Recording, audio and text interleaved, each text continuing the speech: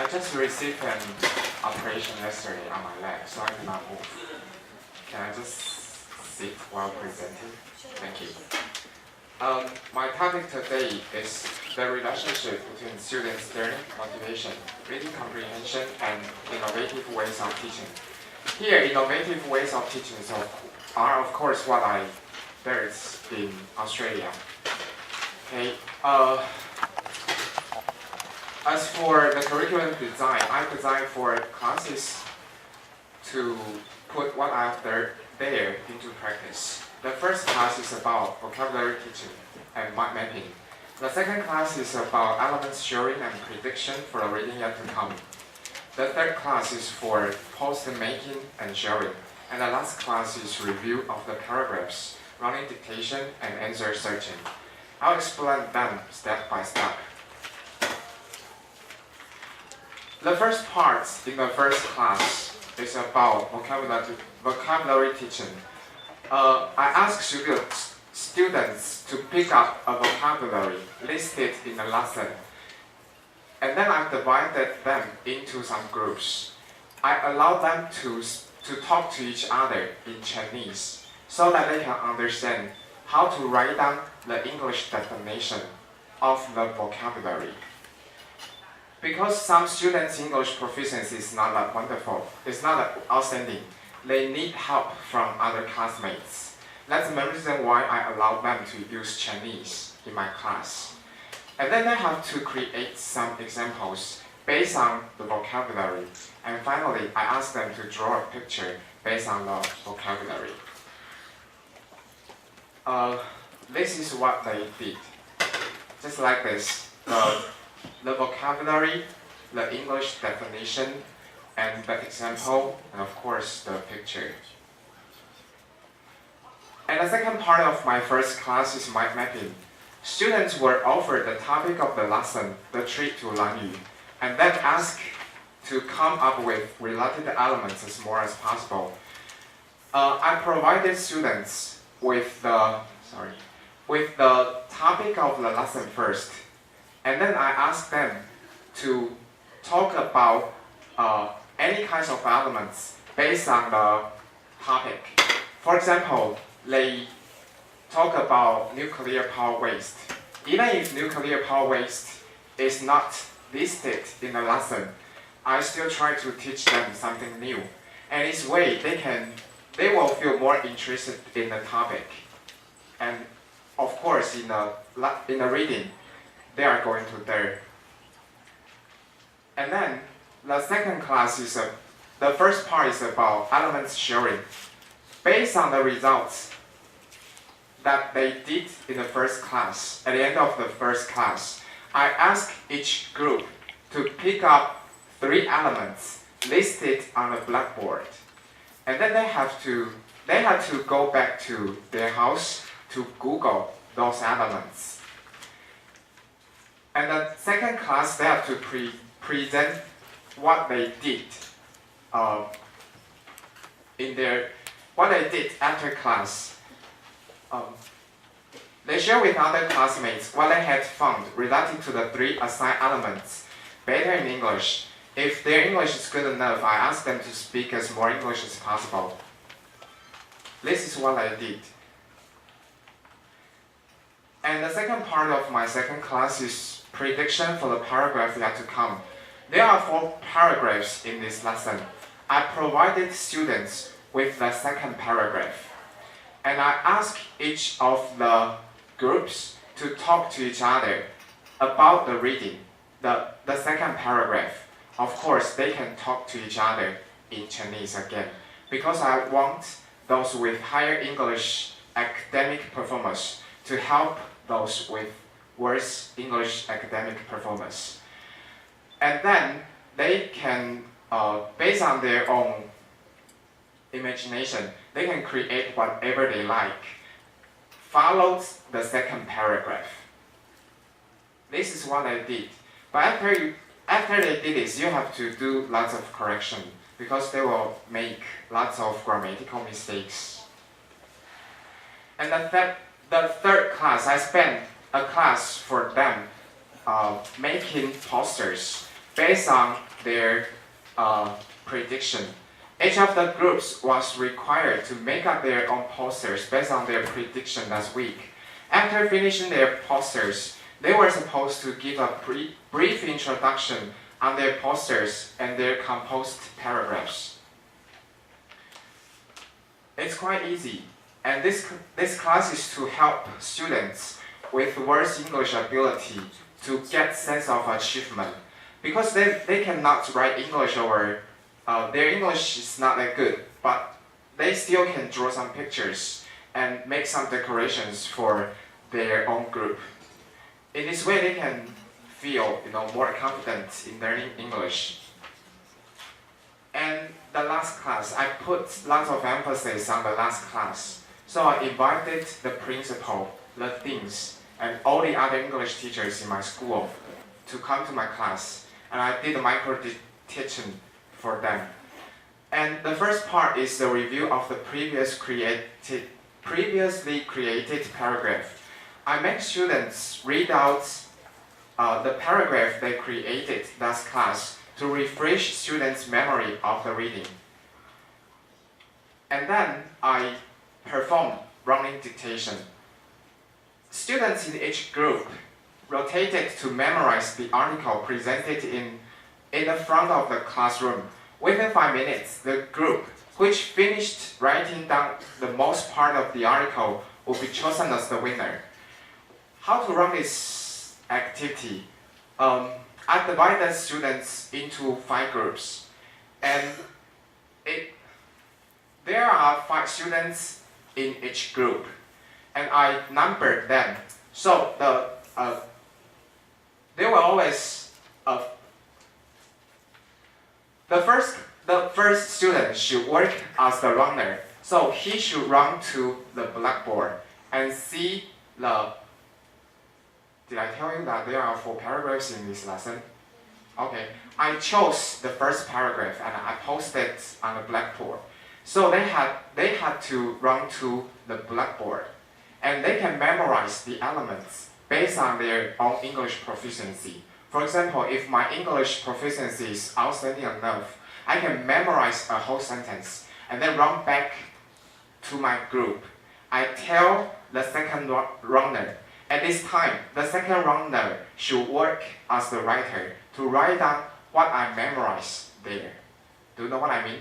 And then after he finished it, he became the runner to run to the blackboard and memorize some elements based on his proficiency.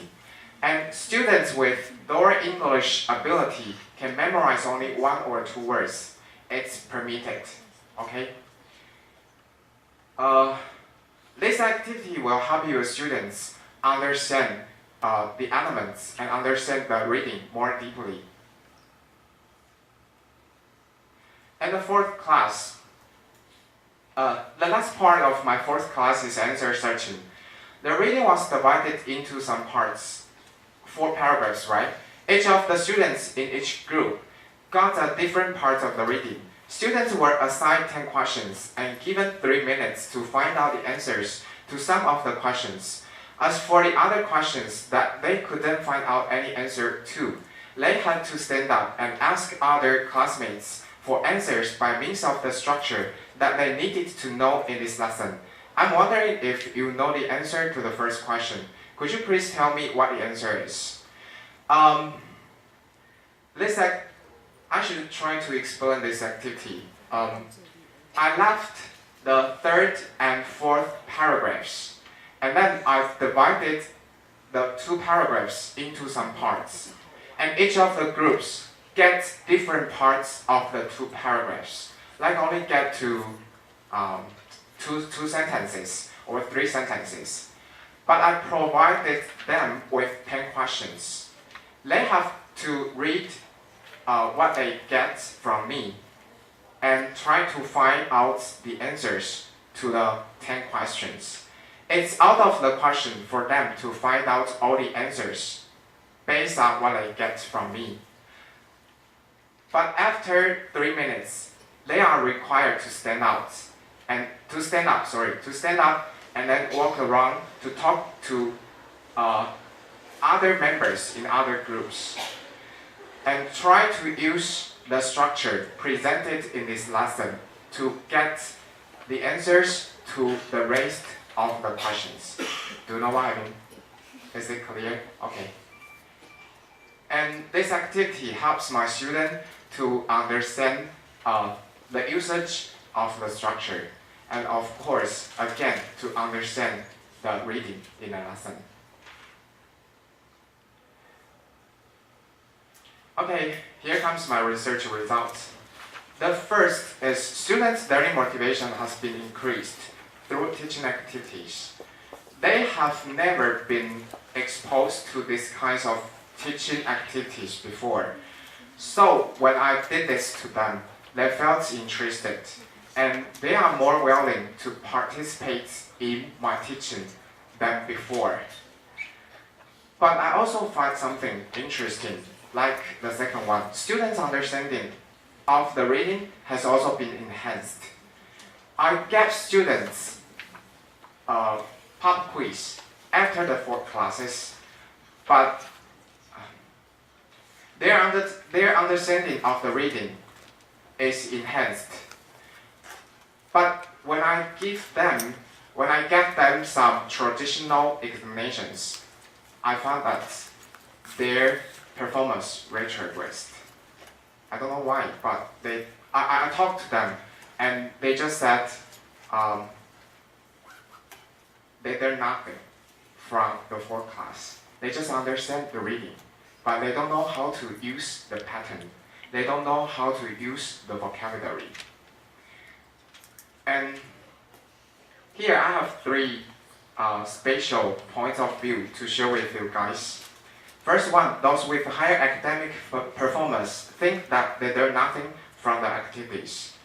Students with better English ability don't like this kind of teaching activity. They think they learn nothing from you and they just did something stupid. This is what they taught me. Yeah. And the second point is the average of students' academic performance has been sharpened, but those with higher academic performance retrograde somehow. Sorry, I made a mistake here. It's not academic performance, it's reading comprehension. I don't know why, but students with lower English proficiency can answer the 10 questions, can did the quiz after the class better than before. But students with higher English level cannot do that, and they did worse than before.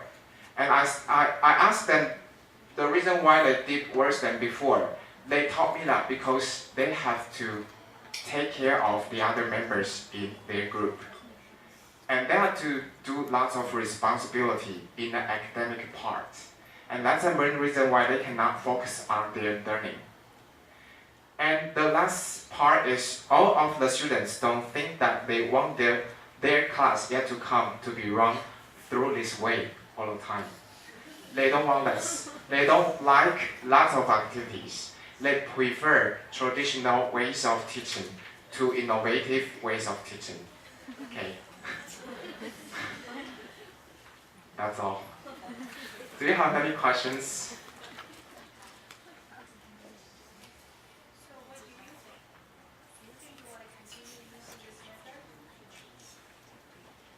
I don't think I will do this because, sorry, even with the implementation of 12-year integrated curriculum, students still have to face examinations. And with examinations, we have to help our students polish their taste-taking skills. Yeah, and teaching in. How many of you here are teachers in Taipei? Could you please raise your hands? Oh, so only a small part. Thank you. I think teachers in Taipei have to focus more attention on students' academic performance. We are forced by their parents. So I have no other alternatives.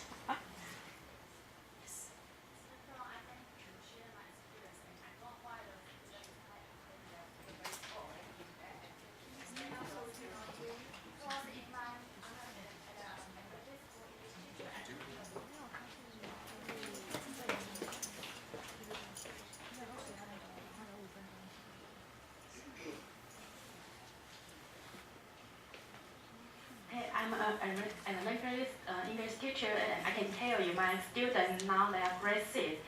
Their vocabulary is up to 900 and 1,200. That means when they graduate, they can join the examination you take. And I can see if this activity they join, they will feel very bold, and they have high expectation about themselves. So they expected the teacher will help them. So most of them, and in elementary school, they will feel frustrated that they are come here to wasting their time. That's the problem. So in my class, my experience, if you want to get involved with this high achievement student and engage the low achievement student, because the low achievement student, their vocabulary, if you count the word I, me, was, is, that means maybe 50, 100 to 100. That's the distance. That's the problem we face. You have a social interaction. The high achievement student, they have to think this activity have a function of social functions. Or they will see, why should I do this knowledge, dealing or working with knowledge, because they already know the knowledge. Yes, you have a social function in it. Yes. Okay. Thank you.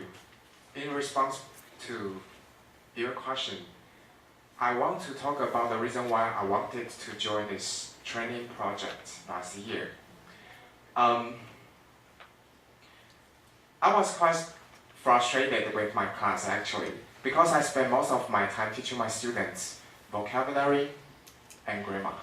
I think teachers in Taipei share the same experience with mine. And I want to find something new. And of course, I encountered some impediments in my class. I hope that after I join this training project, I can find some solutions to my impediments in teaching.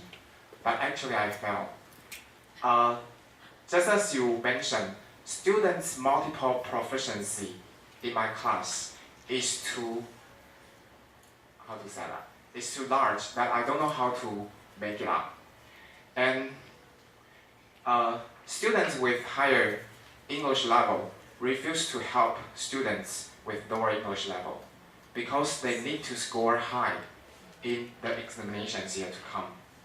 And students with lower English level were almost abandoned by their English teachers in the elementary school. Sorry.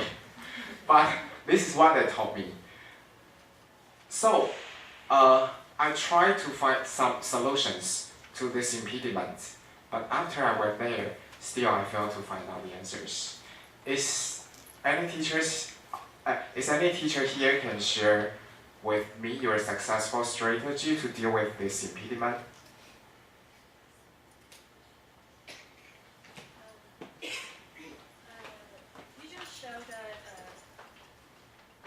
You just show your teaching experience of the lesson of Lanyu, right?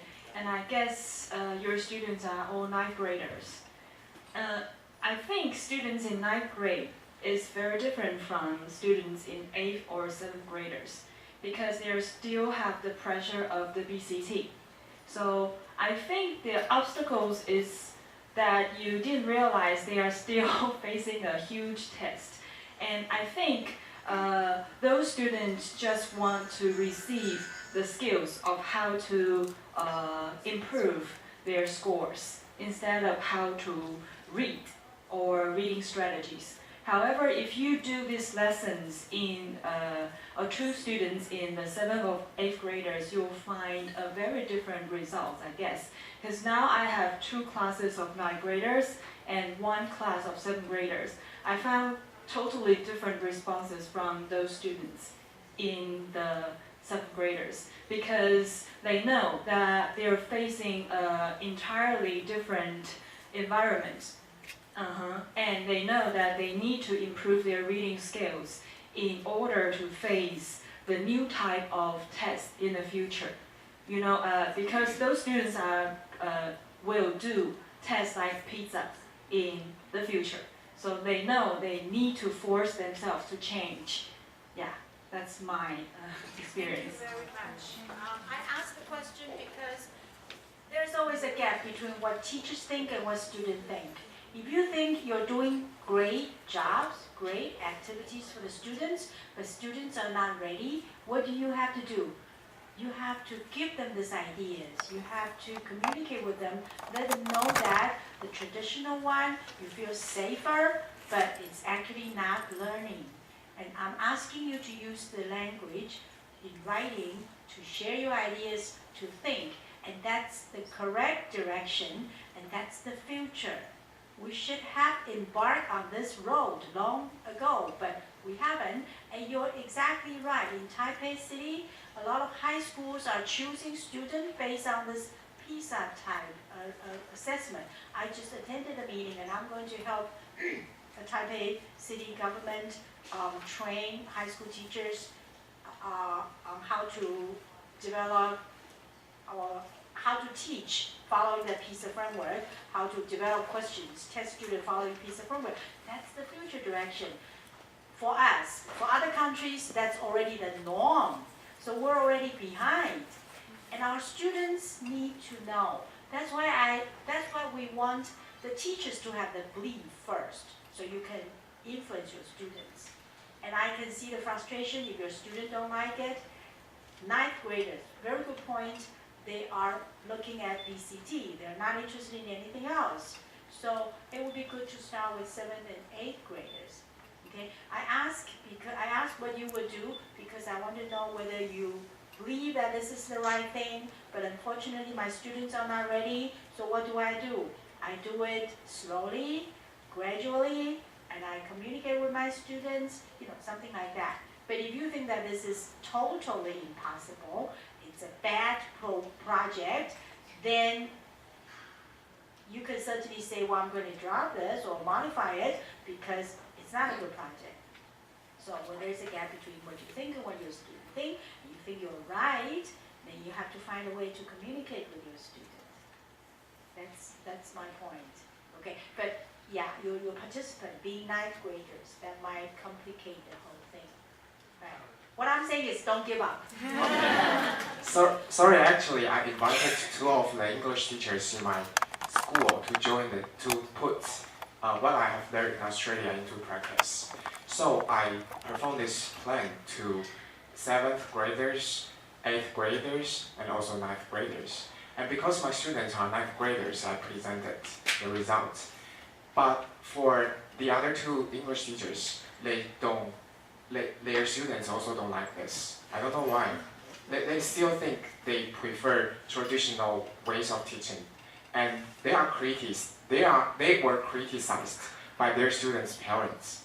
Their students' parents think that they are wasting their time. So I would suggest the authorities concerned to hold more workshops for students' parents instead of English teachers, actually. good point. Parents need to be educated too. I share my experience because on Monday and it's day after tomorrow, I will have 2 parents' day presentation. I always have a communicate in Parents' Day with my students and with my parents, and I will tell them, say, what I will do this semester and what they will what their children will be challenged. And I will give the parents some suggestions for their preparation. The student will be challenged. Maybe they will cry to you and just keep encouragement. And the second point that if you want to engage all the students to be clear, you have the first day I do is you have to understand your student. I will range my student to maybe 4 grades, and each group they have level 1, 2, 3, 4. And the production I see are always a group production.